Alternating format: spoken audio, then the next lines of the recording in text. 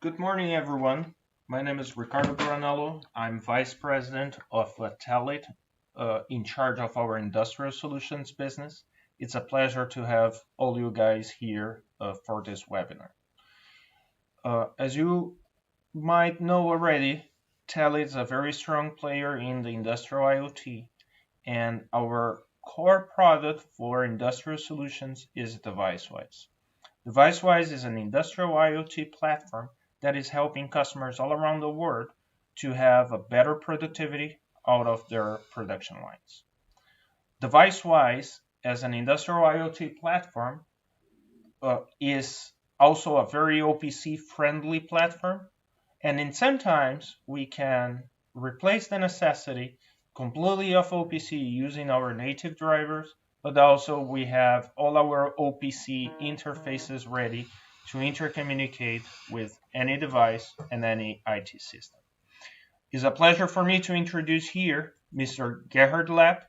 Gerhard Lapp is our senior engineer, and he's going to demonstrate how deviceWISE can help industrial companies to overcome the OPC challenges in the shop floor.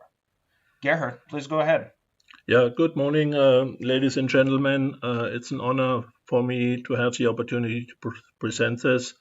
The goal of this presentation is to create an awareness of what it means to collecting data in our today's hyper-connected world, and not only collecting data, but distributing, managing, and transforming data required, allowing us to connect to individual components, different systems, and many times at the same time.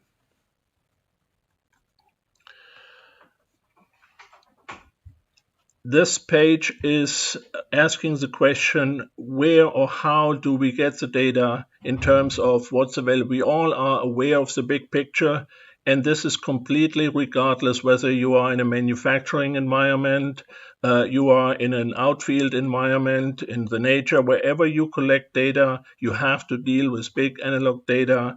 Machines who are automating processes, they specifically using PID controllers to control and automate and convert the analog world into a digital world. And as a consequence, when we talk about collecting data, they include many different data categories, including, for example, sensor measuring vibrations, pressure and flow, cameras performing thermal scanning and pattern matching, motors sending precise waveforms to execute and control algorithms. In other words, in a world of smarter hyper-connected devices, machines, infrastructures, and environments, the data itself is a key. And as we all know at this point, collecting data, many times we face a challenge that we literally don't know which data to collect in order to get the answer we are looking for, whether you're looking for performance improvements, business improvements, cost reductions. So when it comes to automation and integration of data from all different kind of sources, we have to research in many cases what type of data we are collecting.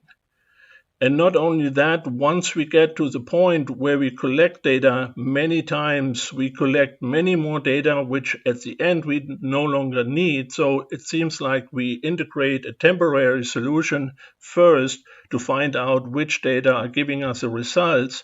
And then we have to deal, in addition, not only collecting the data, but we have to deal with all the different technologies available.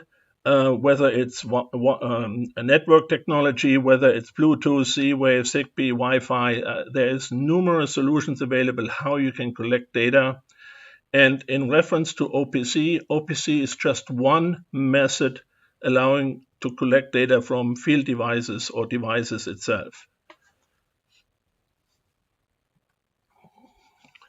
As we all know, in the early 90s, Purdue actually university designed and created this famous triangle, structuring a manufacturing process into field devices, control devices, stations, work centers, and enterprise levels.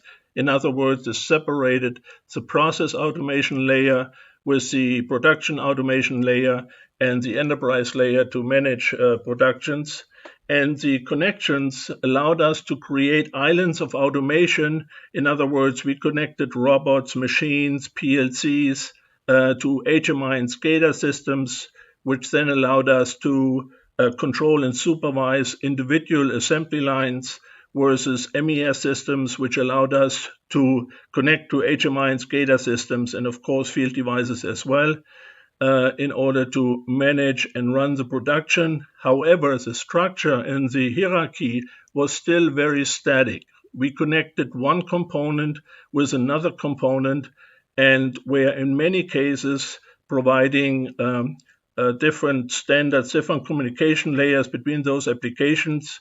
And one of the methods we used was OPC. I think many of you remember OPC was a need to standardize the interface to the field devices, and that was done in the early 90s when the PC took place and Windows came out, and at that time Microsoft, Rockwell, Siemens, and others did actually a great job in order to create OPC, which since then has been a standard in this industry.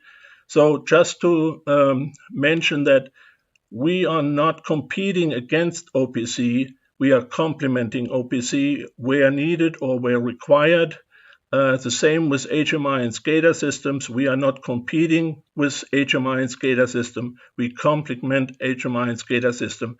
And this is part of the presentation to show you the difference, what it means, an application enabler being used as, for example, an HMI and SCADA system to visualize, to control and supervise a production line or a process versus an application enabler, which deviceWISE is, to allow you to write applications to connect third-party components. In other words, our strength and our focus is to be part of an interconnected world in order to create smart systems, smart products, smart factories, allowing you to connect the components many times, concurrent components among your factory.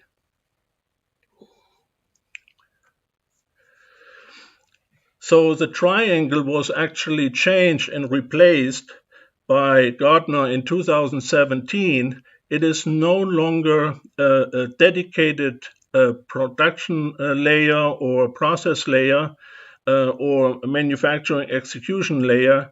The layers are now separated on all levels of manufacturing into device layer, of course, communication layers, because we have numerous ways to communicate the device information, into information layers, because in order to do predictive maintenance or analytics, you need to have an information layer. And this is actually the challenging part. Many times you do not know which data to choose to provide you the best information for your needs. And therefore, you have to have the capability and the flexibility to collect data and change the collection of data and to try different approaches in order and run different algorithms in order to get the information you need.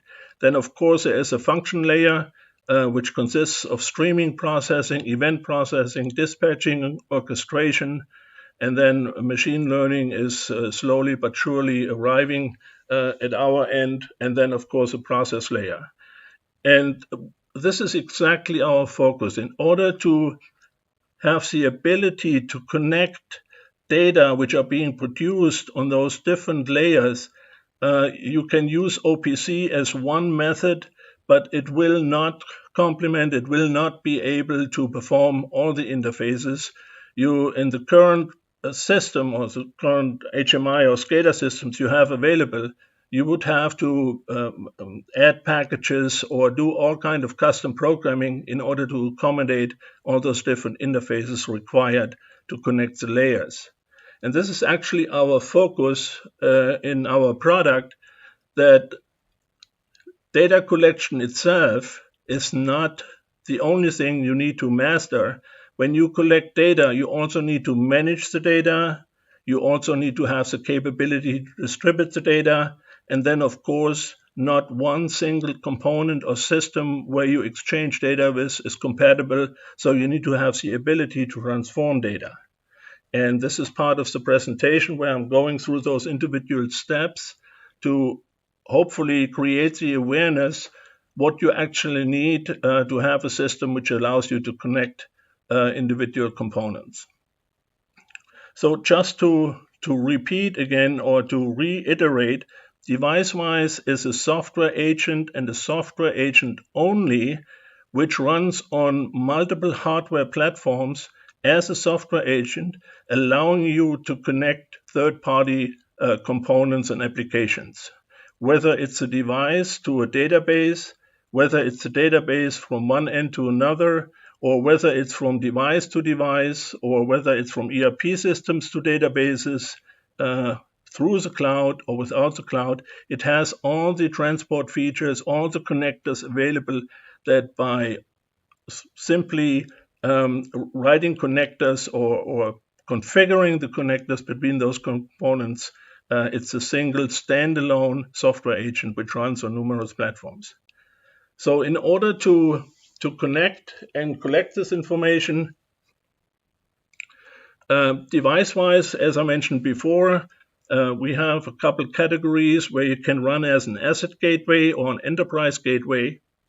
And you connect device access layers, of course, to any PLC, robots, DCS, and sensors. And the key about this interface is that we develop and write our own drivers. We don't use OPC to do this, and one of our tasks and dedication is that we keep the same as OPC is adding device drivers to their library. We are adding device drivers to our library, with the difference that you don't need to install an additional software package like the OPC server. You don't need to install an OPC client as part of maybe an HMI package. You don't need to have a tag database so that the client knows which tags to read, as an example, and then write the logic to do the interface. This is an all-in-one solution.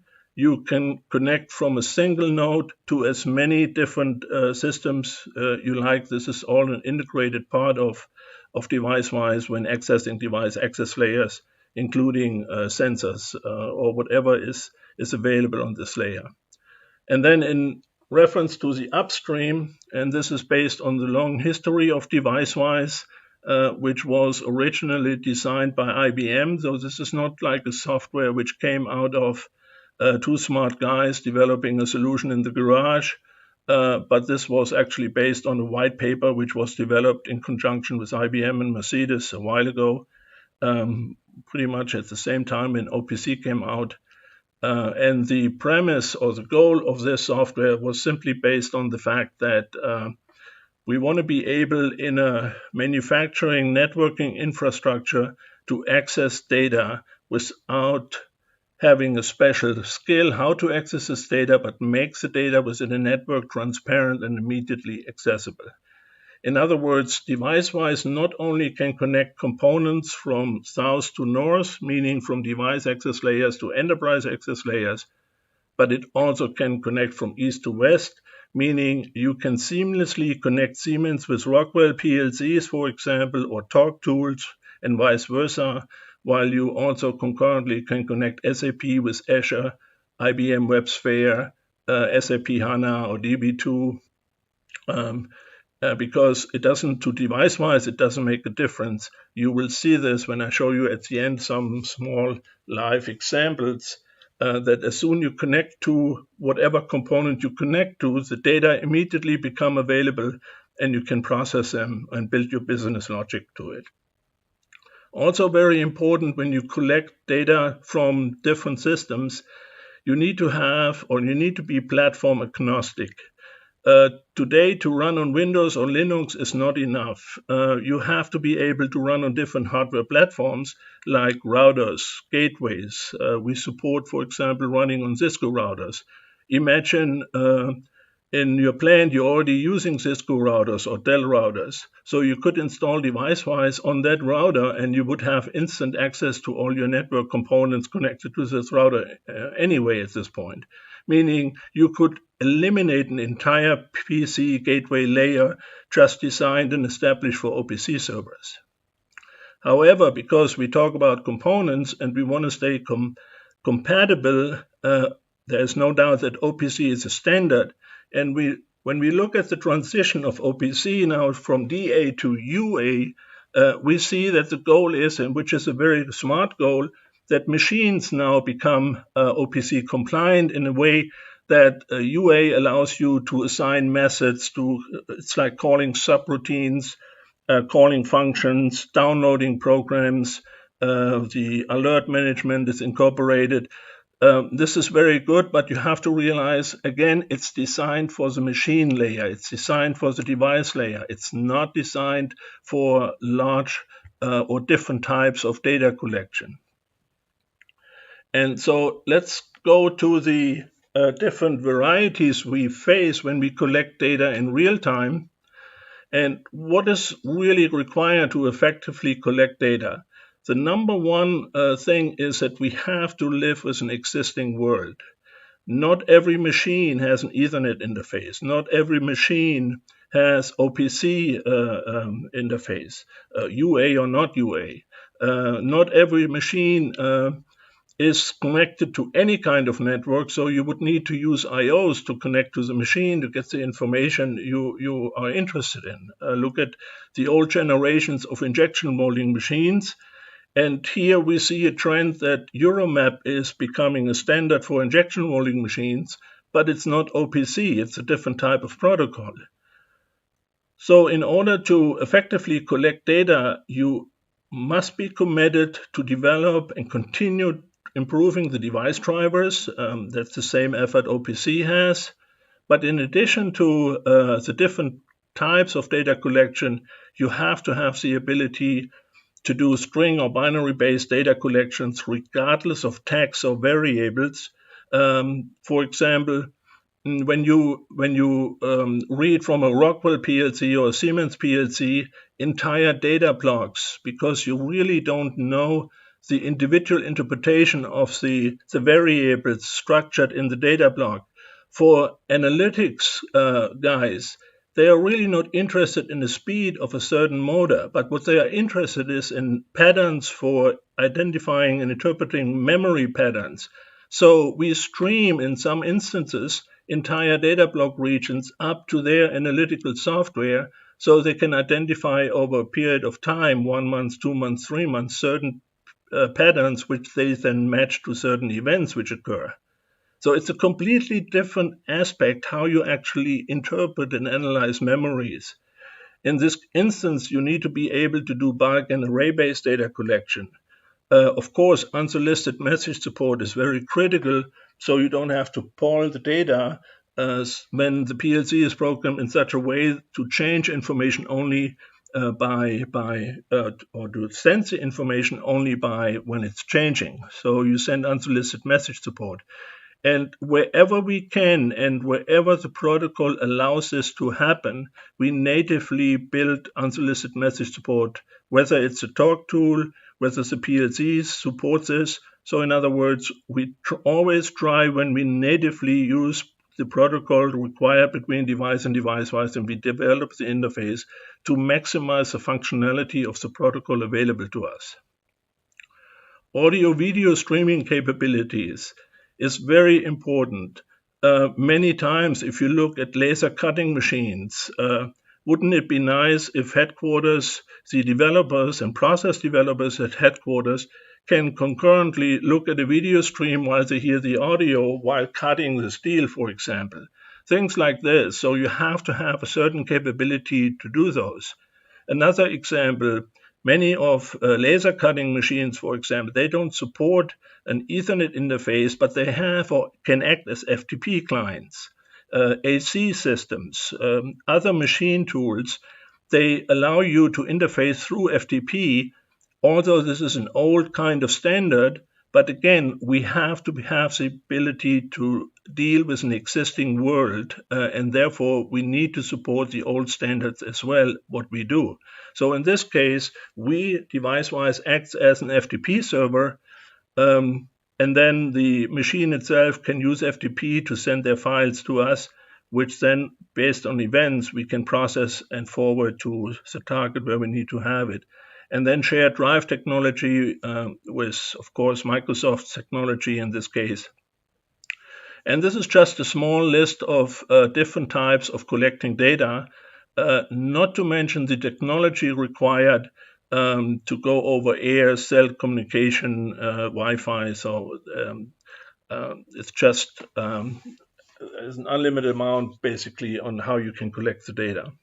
So in other words, data collection should not be limited to available device features, but extend to end user requirements like streaming, mapping, packaging, etc.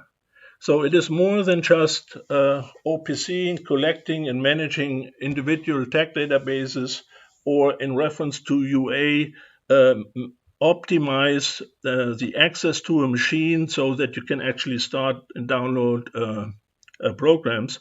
But in this context, again, deviceWISE has a capability to act as an OPC server, which means if in your suite or OPC world you don't have an interface to an existing machine, we could, for example, use or implement an FTP interface if required. But to the upside world, we can act as an OPC server, which would allow your OPC clients to connect to us as an OPC server, which then we translate to an FTP interface.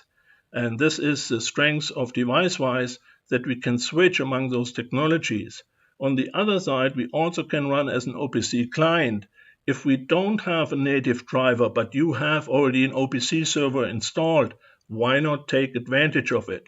So in this case, we would act as an OPC client to connect to that OPC server, allowing us to get this information you are looking for. The next requirement is you have to have the ability to manage the data you collect. And why is this needed? When you connect two different systems with two different behaviors, the system you're trying to send data to may be off the network, may be disconnected, may be in a maintenance mode, may not be able to receive data, whether it's a database, whether it's an ERP system, whether it's SAP M2, whatever it is. So you need to have the capability to store and forward the data until the connection is back. So in all of our connectivity interfaces, we provide a store and forward feature so that if a connectivity is not available, we allow you to store locally the data, and of course that is limited to the physical memory or hard drive available to you. And then when the connection comes back, you have a configuration screen which allows you to decide which data are being forwarded and being updated in your target system. The other reason why you need to manage data, in our effort to make PLCs smarter, to download, in other words, the PLC is getting to a point where the PLC said, I'm out of an order, I need new orders, and requesting to download a new order because just to request additional work. Why does it have to be done manually? The PLCs are very smart, very intelligent, and they have enough memory now that they can process orders automatically, ideally, from an Industry 4.0. That's kind of what's required to turn an automation system into a smart automation system, that the machines start actually fulfilling or requesting material or requesting orders. So in this case, no matter what the reason is, the PLC is sending to you a request, but the ERP systems have a much different response time. It may take an hour, it may take a day before this response comes back. So now you have to have the capability to remember the request, store the related data, and when the response comes, you have to have the ability to map the incoming response with the outstanding response to send back to your PLC. And for that purpose, you have to have the capabilities that collecting data by itself is not enough. You need to be able to manage the data and to remember requests from PLCs to slower responding ERP systems. So to standardize the data among different systems, the end user should not have to be concerned about different data types and data presentations among two systems. The data presentation remains transparent regardless of its origin. Then the third pillar of collecting and managing data, and that's a very critical one. We call this actually data logistics. We allow you to connect to hundreds or thousands of PLCs based on the power your deviceWISE is running on. At the same time, we collect the same node to connect to hundreds of databases if you need to, or different systems. You can connect to a historian database. You can connect to the cloud. You can connect to Azure. You can connect to Mongo or non-SQL based databases, to SAP systems. But as we know, just as a simple example, if we collect data from PLCs in a very high frequency and we stream those data and we want to store those data in the database, I think we all experience that databases by nature then is kind of a bottleneck. How do we overcome this?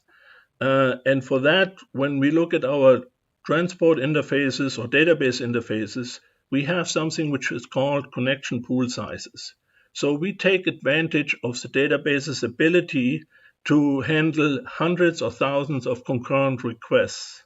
But if the system is not designed feeding the database to deal with this kind of thing, you will always run into bottlenecks. And deviceWISE is designed to allow you to define and create connection pools. It's like very similar when you go to your downtown at rush hour during normal day or during normal hours. Maybe one or two lanes are open going into the town. You have the ability in the evening during rush hours, they open up the lanes and suddenly you have 3, 4, 5 lanes into one direction just to compensate for the peaks and the burst streams. And that's exactly what we do with databases. So we take advantage of the database capability to stream and send and use concurrent connections so that the database itself can deal with the load and not being backlogged to our end so that we have to start backing up the data. And the other thing is, when it comes to data logistics, you can use deviceWISE as an application level failover scenario. In other words, you have two deviceWISE nodes connected to a single database from different PLCs and vice versa. As an example, you can configure deviceWISE as a listener to your concurrent node. So your concurrent node is providing the interface functionality and the business logic, but the concurrent deviceWISE node has the ability to listen to your main deviceWISE node, let's call it. So, and if it recognizes that, for example, the PLC connectivity on one interface is not working, it could literally take over this communication and switch over to itself to provide failover scenarios. So in other words, you have alternative pathways how you can run and route your data to your targets. And last but not least, there is not a single system when you connect two systems where the data are compatible.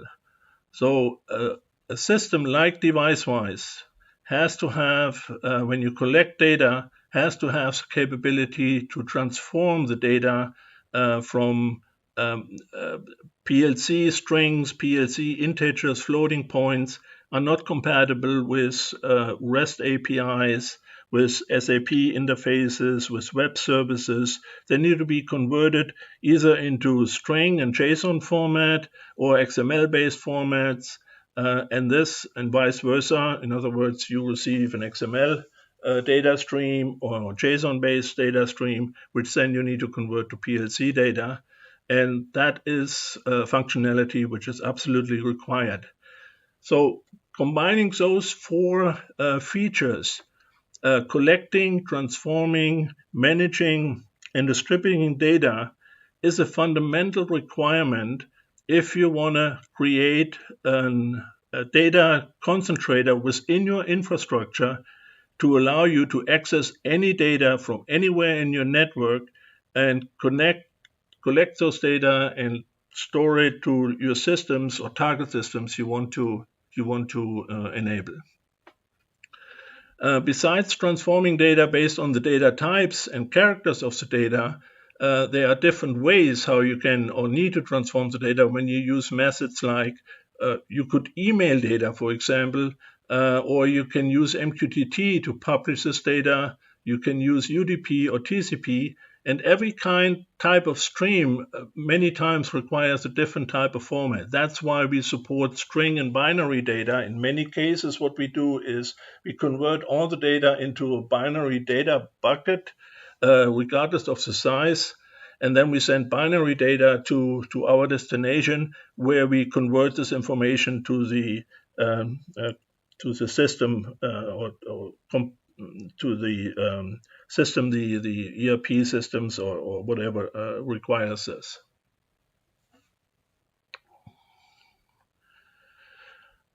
So long story short, as I mentioned before, deviceWISE allows you, the key to deviceWISE is that it runs on many different platforms, that it runs on many different, supports different operating systems. It supports all the Linux derivation, whether it's Red Hat, SUSE, or other Linux distributions, so that you can install the different nodes anywhere in your network, and wherever you connect deviceWISE to, it becomes immediately transparent, those data. So you do not need to know the detail of, for example, if you convert a tag name to a PLC compatible variable, it's always a challenge. And agreed, it's automated now in many cases. But what we do when we connect to a device, whether it's a robot, a PLC, a talk tool, we gather and collect instantly all the available variables. That means we don't distinguish among a different set of variables.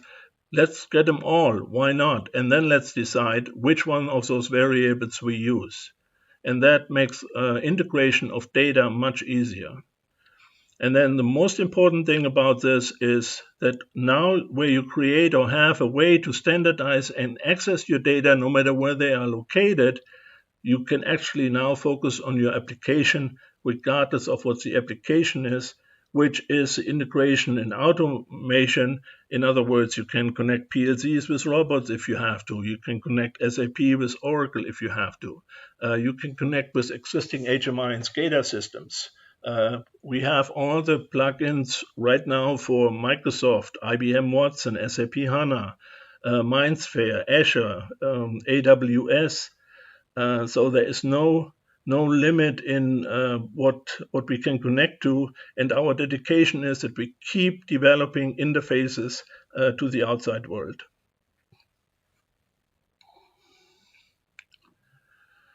And then, of course, when you focus on the application, you can visualize, and that is because deviceWISE is also able, where you can use, for example, Angular, and you write your own Angular-based web application. So deviceWISE has a capability to run as a web server, run as an FTP server, an HTTP server or client, allowing you to connect to the nodes and look directly using your own web applications and using the web API of deviceWISE to visualize your process. And here are just simply some samples of what customers have done to connect to their systems. And this is all open standard. As you know, writing a web interface has become really kind of a standard. And the access to all the deviceWISE nodes, wherever you run it, is done through a web API in this case. So you can actually visualize your application or your data if you need to or if you like to. In this context, I like to show you some real examples about deviceWISE switching to, some of you may know it, Workbench. So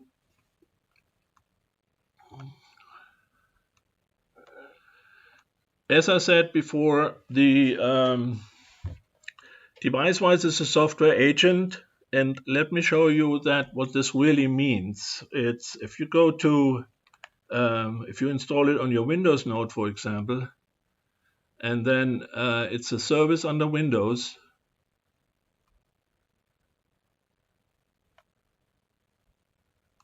So, and here is your core. This is what deviceWISE consists of, and it has all the features which I just explained, allowing you to connect devices, connect databases, connect enterprise systems on each node or from each node. And then when you install those nodes on individual systems, you see exactly what you see here is a workbench. And this workbench is just a user interface. This allows you to configure the device-wise, individual device-wise nodes by selecting a node. In this case, it's a local host running locally. Or if you want to go to a different node, this is a server running on 10.200. So by selecting those individual nodes, you have directly access, no matter where you are located, to your devices. And then I just show you, when you look at the device map, you see here all the different device packages. And it really doesn't matter. On the same node, you can connect as many devices as you like. Based on the performance of the PC, of course, or based on the performance if you're running on small asset gateways, on routers, for example, or modem gateways, then, of course, the number of connected devices is limited. But in this case, if you run on a high-end PC, for example, you can connect to e-sensors, you can create MQTT connections, we cover all the Mitsubishi, we cover all the Modbus, Modicon, Omron, Peerlink. Peerlink is the features which allow you to listen to other device-wise nodes, so you can identify whether or not PLCs are connected, as an example. It also allows you to access remotely the PLC. So in other words, if you are on a different network in your assembly line, you can use Peerlink to connect to that device-wise node to have direct remote access to that PLC. Then, of course, we cover all of Rockwell, Siemens, for example. So overall, we have over 1,500 different drivers, all native. And in addition to that, we support TCP, UDP, and of course, FTP, for example. And when you define those devices, let me just go to an example. Here is a control logics. And one of the features, it allows you to just enter an IP address, you enter your port number, you enter your CPU slot in which the CPU and the PLC is hooked up to, and then you have some tags which you can select. But one of the most important ones is you can actually create, based on the Rockwell functionality available, JSON files, which then you can use to very easily convert your entire tree structure of an Allen Bradley PLC into JSON to send this to, let's say, SAP or some other web service. Once the PLC is connected and started, you have immediate access to all the variables available on that PLC. We don't distinguish. You don't need to define a tag database. This is directly connected to the PLC, where you can easily read and write instantly this variable. And then when you provide the logic to read this angle to send to a database, then you just reference this logic, which is very simple to do. So in other words, let's just create a new project, or we can use an existing one in this case.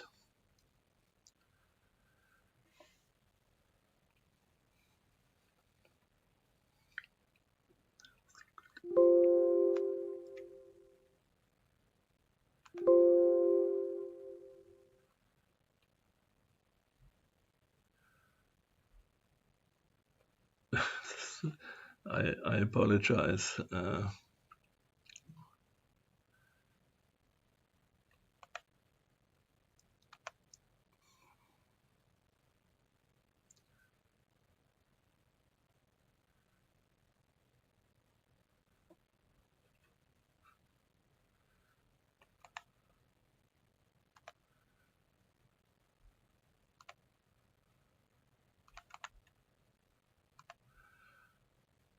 So I apologize. I just had a a hiccup with the workbench.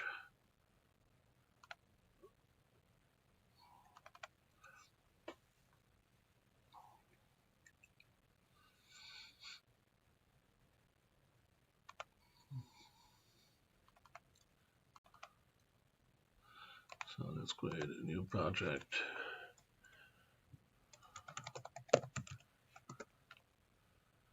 And then we start this project. And then we create a new trigger.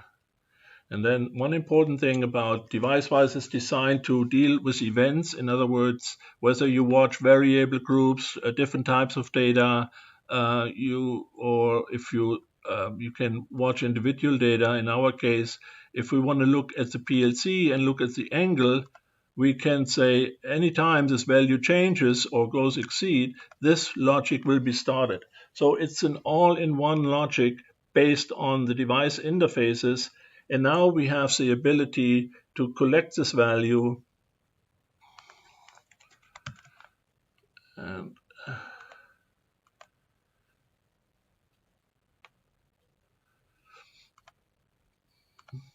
then of course the debug features. So to start this, so if we go back to the device and change this value, we should see a success here, meaning the trigger has executed.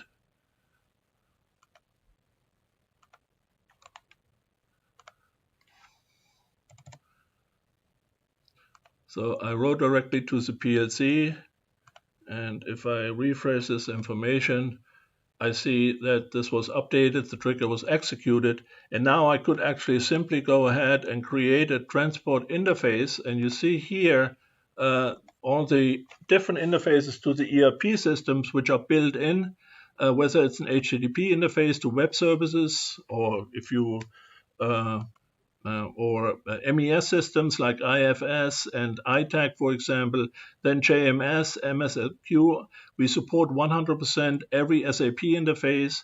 You can create a TCP interface. Watson, in our case, if we go to database, we see here that we support, right now I have installed DB2, DB2 400, Oracle, MS SQL, HANA, and regardless of the database, one important criteria about deviceWISE is simply the fact that you see that the configuration doesn't change.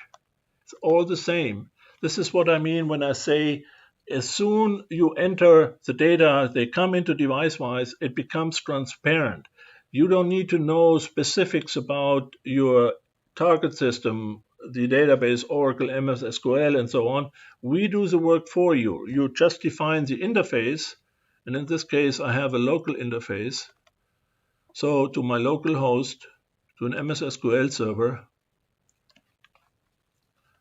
And then all I can do or need to do is where the transport defines actually the interface to your enterprise system, I can use define which data and what I want to send to the database itself by using.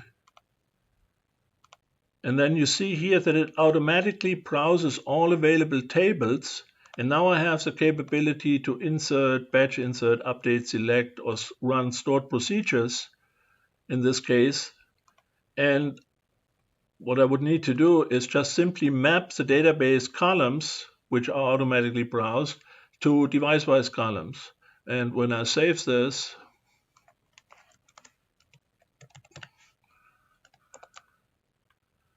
the information becomes immediately available in our trigger by adding a transaction.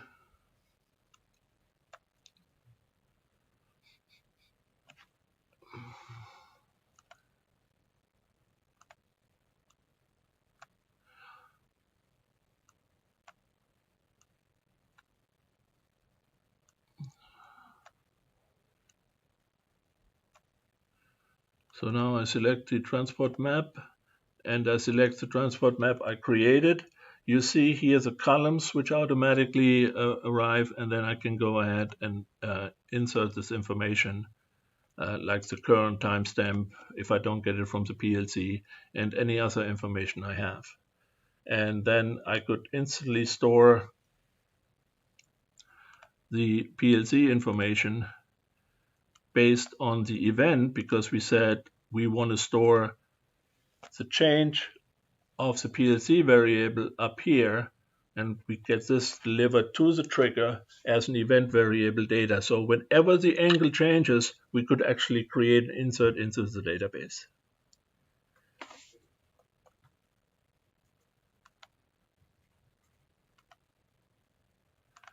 The other option is when you look at devices where, for example, Siemens, many times what we do in this case when it comes to data collection, we have here an SS7 1500 connected, and you see again the configuration is the same. To us it doesn't really make a difference, or to the user. You just simply program an IP, the port address, and then you name your registers, and then you can collect. In this case we have two data blocks, a data block of 1, and then you can immediately access this information. And the key is that if you have a data block, let's say of 8K, you can read the entire data block as a functionality. In other words, don't even worry about individual tags if you don't have to. Just read the entire data block, which then you send up to your systems. So collect data, transform data, manage data, and distribute data is a key fundamental requirement if you want to have the ability to connect any system with any system available to you or you want to connect to. So it's an application enabler where you can write business logic to connect your systems and components regardless of the location or your environment.